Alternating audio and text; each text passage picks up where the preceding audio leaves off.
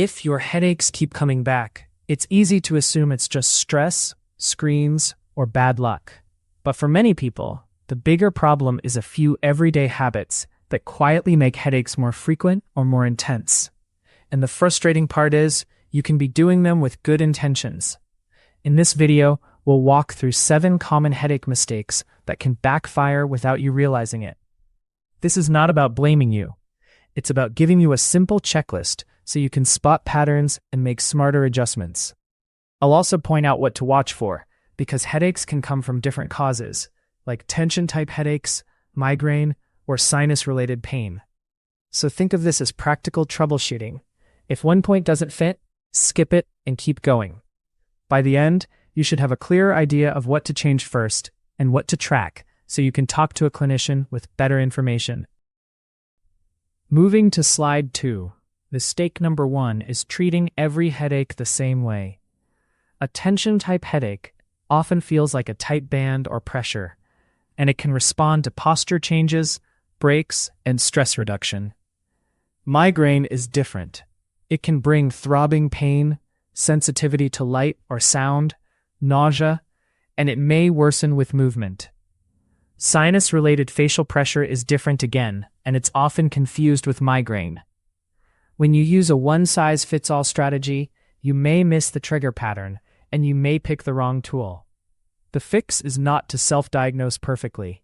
It's to notice a few key features: where the pain sits, how long it lasts, what symptoms come with it, and what makes it better or worse. That information helps you avoid random trial and error. It also helps a professional narrow things down faster if you decide to get evaluated. Moving to slide 3, mistake number 2 is waiting too long to respond, then overreacting. Many headaches ramp up in waves. If you ignore early signs, like neck tightness, yawning, light sensitivity, or that foggy feeling, you may end up chasing the pain once it's already strong. Then people often throw multiple fixes at once: extra caffeine, a long nap, skipping meals, and maybe a pain reliever on top. The problem is you can't tell what helped, and some of those choices can rebound later. A better approach is early and simple. When you notice your personal early warning signs, try 1 or 2 low-risk steps first. That might be water, a small balanced snack, a short break from screens, or gentle movement. If you use any over-the-counter options, keep it consistent and track it. The goal is fewer extremes and more predictability. Moving to slide 4. Mistake number 3 is accidental dehydration, especially when you're busy. Dehydration doesn't have to be dramatic to matter. Even mild fluid loss can contribute to headache in some people, and it often pairs with dry mouth, darker urine, fatigue, or feeling unusually irritable. The tricky part is that coffee, exercise, air conditioning, and long meetings can all shift your hydration without you noticing. Another trap is chugging a huge bottle of water only after the headache hits. That's slow to help, and it can leave you feeling bloated. A steadier approach works better for many people: small amounts regularly, and extra fluids around workouts or heat. Also consider electrolytes if you sweat heavily, because water alone isn't always the full picture. If you're limiting fluids due to a medical condition, follow your clinician's guidance. Otherwise, consistent hydration is a simple variable worth testing. Moving to slide 5, mistake number 4 is irregular caffeine. Either too much, too late, or suddenly none. Caffeine can be a double-edged tool. For some people, a small, consistent amount helps, and for others, it's a clear trigger. The most common issue is variability. If you have 2 strong coffees on Monday, none on Tuesday, then an energy drink on Wednesday, your nervous system gets mixed signals. Withdrawal can cause a dull headache, and excess can increase jitteriness, anxiety, and sleep disruption, which can set up the next day's headache. Timing matters too. Caffeine late in the day can reduce sleep quality even if you fall asleep quickly.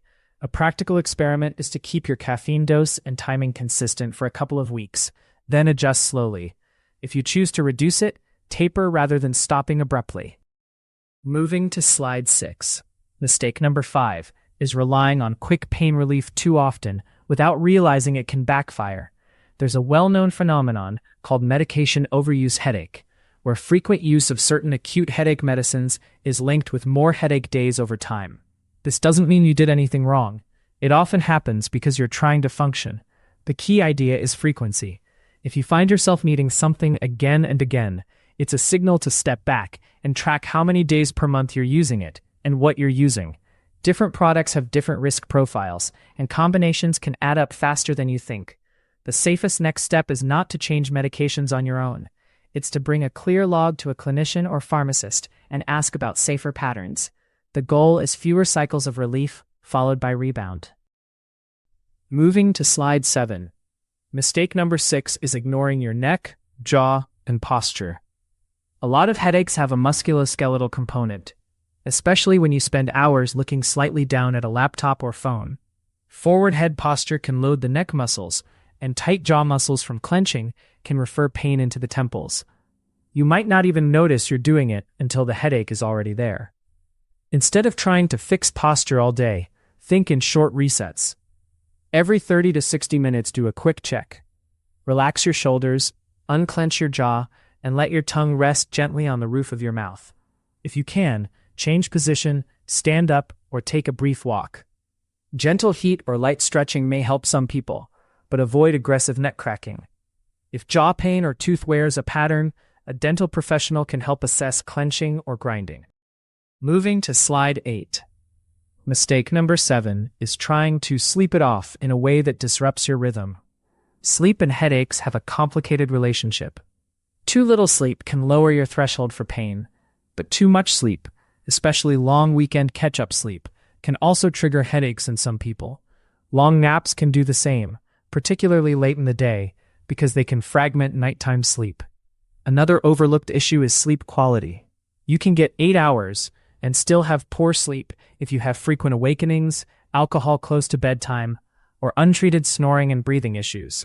A practical goal is regularity, similar bed and wake times most days, and naps that are short and earlier if you need them.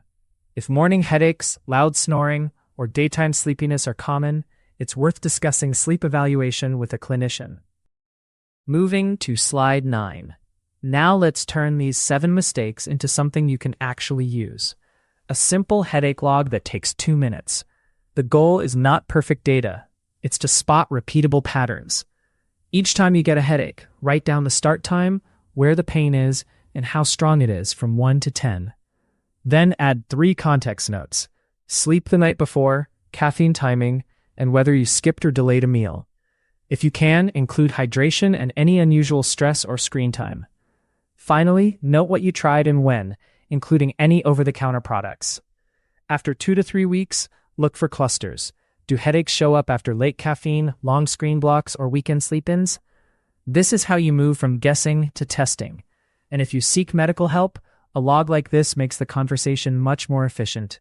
It also helps you avoid changing 5 variables at once. Moving to slide 10. A quick word on red flags, because not every headache should be handled with self-troubleshooting. If you have a sudden severe headache that peaks fast, a headache after head injury, or a new pattern that feels meaningfully different for you, it deserves prompt medical attention. The same goes for headaches with fever, stiff neck, fainting, confusion, weakness, vision changes, or trouble speaking. Those symptoms can point to conditions that need urgent evaluation.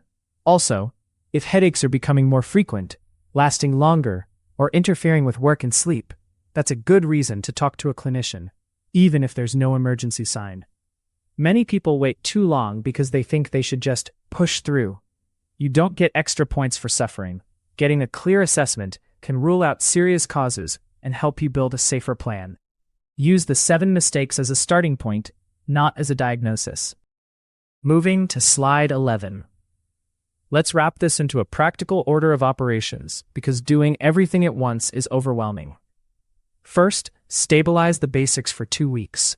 Consistent sleep timing, steady hydration, and regular meals with some protein. Second, make caffeine predictable, even if you keep it. Third, add posture and jaw resets during long screen blocks. Fourth, track any acute pain relief use so you can spot a rebound pattern early. If you do just those steps, many people learn something useful about their triggers. And if nothing changes, that's still valuable information, because it points you toward a different cause that may need clinical input. If you want one takeaway, it's this: Headaches respond best to consistency. Your nervous system likes predictable signals. If this was helpful, subscribe for more clear, practical health explanations without the hype. And comment with your experience. Which is more true for you? Caffeine triggers your headaches, or sleep changes trigger them? Moving to slide 12. This information is not a substitute for medical advice.